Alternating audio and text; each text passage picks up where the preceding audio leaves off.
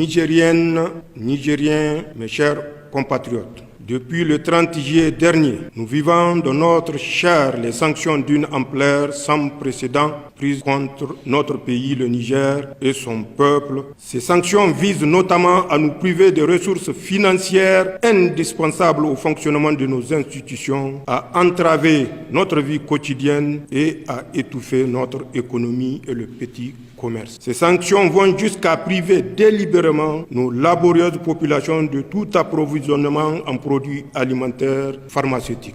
Finalement, comme s'il y avait un plan visant le démantèlement de notre pays, la CEDEAO s'apprête à agresser le Niger en mettant sur pied une armée d'occupation en complicité avec une puissance qui est étrangère à notre espace communautaire et à notre continent. Ces sanctions sont illégales parce que contraires aux principes d'intégration, de solidarité et de libre circulation dans une communauté telle que la CEDEAO.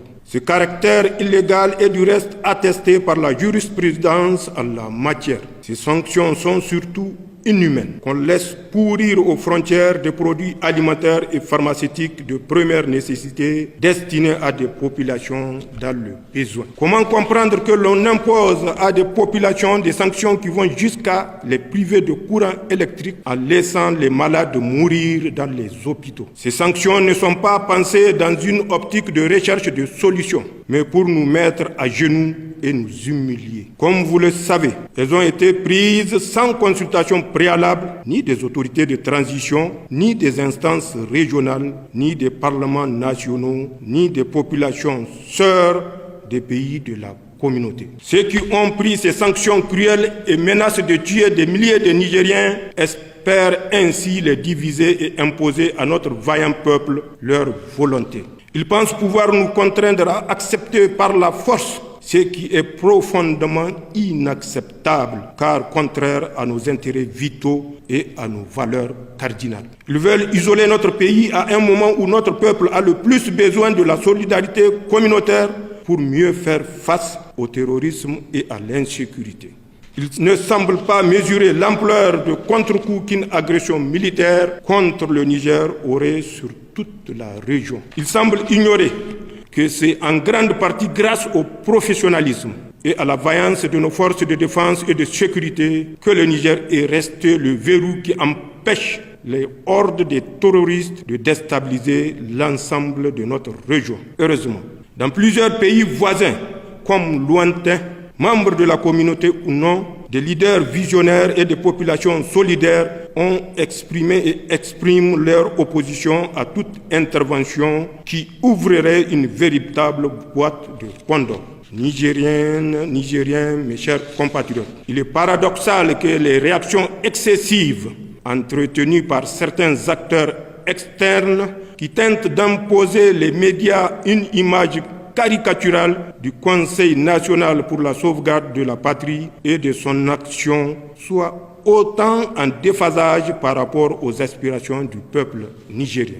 La réaction populaire observée dans tout le pays démontre pourtant à suffisance que l'action des forces de défense et de sécurité regroupées au sein du Conseil national pour la sauvegarde de la patrie répond clairement à l'exaspération de l'écrasante majorité du peuple nigérien qui se sent délivré. Je réaffirme ici que notre ambition n'est pas de confisquer le pouvoir. Je réaffirme aussi notre disponibilité à tout dialogue pour autant qu'il tienne compte des orientations voulues par le peuple nigérien fier et résilient. Toute approche coercitive et ignorant la quête de souveraineté, de sécurité et de bonne gouvernance exprimée clairement par la population revient à ignorer les dynamiques profondes en œuvre dans les pays sahéliens abandonnés à leur propre sort depuis plus de 10 ans par ceux-là même qui, au lieu de les aider à combattre les maux qui les assaillent, veulent aujourd'hui les agresser. À la vérité, la prise de pouvoir par les forces de défense et de sécurité,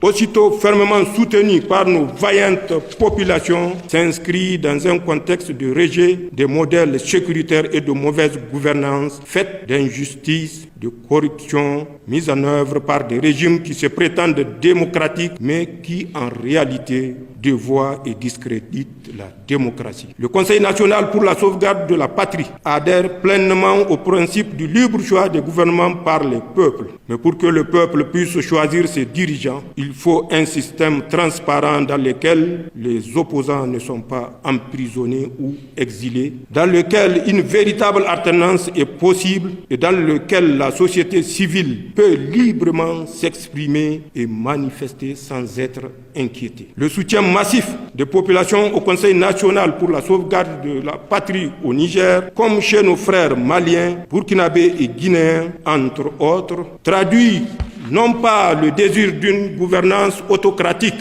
mais un désir de démocratie véritable, porteur de bien-être pour tous. Nous en sommes parfaitement conscients. En tant que soldats, nous connaissons le prix d'une guerre. En tant que Nigériens et Ouest-Africains, nous trouverions tragique d'aller en guerre contre nos frères d'armes aux côtés desquels nous étions engagés hier pour sécuriser notre région. Nos populations, qui sont les mêmes de part et d'autre de nos frontières, trouvent aberrant d'être opposées les unes aux autres. En somme, le Conseil national pour la sauvegarde de la patrie, ni le peuple nigérien ne veulent d'une guerre et demeurent ouverts au dialogue.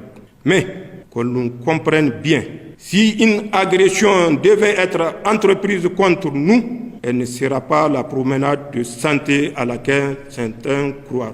En effet, ils trouveront face à eux 26 millions de Nigériens, les dignes fils de Dunama Dibalami, de Idriss Alaouma, de Mohamed Kosso, de Mohamed Nafarko, de Amadou Tanimoun Kourandaga, de Suleiman Danchintouma, de Kausen Ag Kedda, de Tankasawa Agoragi, de Babari Soba, de Bawa Jangwarzo, de Akazama Ari Kulumba, de Mali Bero, de Ousmane Tanfodio, de Soni Alibert et de Askia Mohamed, entre autres. Ainsi, fort du soutien de notre grand peuple et avec l'aide de nos frères du Burkina, de la Guinée et du Mali, les forces de défense et de sécurité du Niger ne se déroberont pas. Pour ma part, une fois de plus, je tiens à vous réaffirmer, mes chers compatriotes, que tout comme les autres membres du Conseil national pour la sauvegarde de la patrie et du gouvernement, je suis au service du Niger et de ses seuls intérêts et que je ne trahirai jamais aux espérances, Inch'Allah. Aussi, conscient de la nécessité de structurer les nouvelles élans de patriotisme qui renaissent au Niger, j'engage toutes les forces vives de la nation à travers un dialogue national inclusif. L'objectif de l'instance dédiée à ce dialogue est de consulter toutes les composantes du peuple nigérien sur les voies les meilleures permettant de poser les fondements d'une nouvelle vie constitutionnelle sur des piliers profondément ancrés dans nos valeurs traditionnelles et républicaines. Dans cette perspective, le gouvernement est d'ores et déjà instruit pour prendre les dispositions urgentes en vue de l'organisation de ce dialogue.